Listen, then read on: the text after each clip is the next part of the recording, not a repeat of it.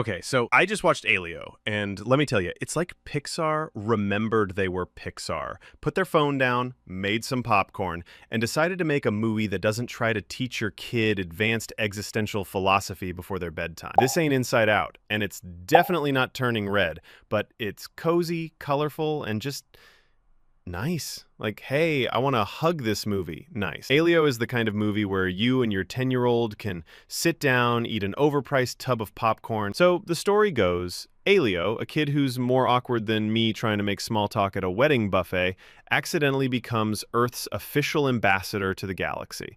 Like, imagine if your shy little cousin tripped and fell into the United Nations and they just went, yep, he'll do. That's Elio. He gets abducted by aliens, in a family-friendly way, don't worry, and suddenly has to represent humanity in the most intergalactic PTA meeting ever. Now, plot-wise, it's simple and wholesome. No massive twists, no sobbing in the theater while pretending there's just something in your eye. It's got adventure, heart, and enough sincerity to melt the crustiest uncle in the room. But if you're waiting for that, oh my god, Pixar has done it again emotional gut punch moment, it's not that deep. This is more space camp than soul-searching. Let's talk aliens. They're fun, but also a bit Nickelodeon-y. Like, hi, I'm Squibble, and my personality is shouting! Still, it works. Kids will love it. Adults will smile politely and say, aw, like you just showed them your pet hamster wearing a birthday hat. But major respect for how they weaved in real-life space stuff. There's a voiceover early on that quotes Carl Sagan, you know, the OG space whisperer, and if you're a space nerd or over the age of 30, your heart will do a little happy dance. It adds a surprisingly thoughtful touch to a movie that could have just been fart jokes and slime aliens. Which, honestly, I still would have watched. Now, is Elio Pixar's finest? Nah, it's not Inside Out, Coco, or even Monsters, Inc., but is it better than Lightyear?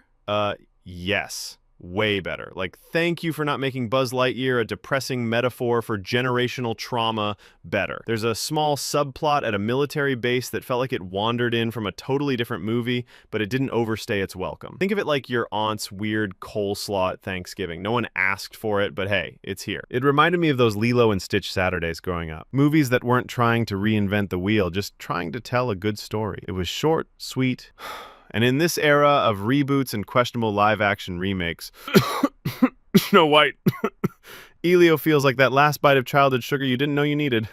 Elio is worth the ticket. No, it's not going on my all-time Pixar Mount Rushmore, but it deserves a happy little spot on the fridge with a magnet that says, "You did good, buddy." Let me know what you thought in the comments. Did Elio land for you, or were you secretly hoping for a surprise Wall-E cameo like I was? Don't forget to like, subscribe, and for the love of Carl Sagan, tell your alien overlords I said hi.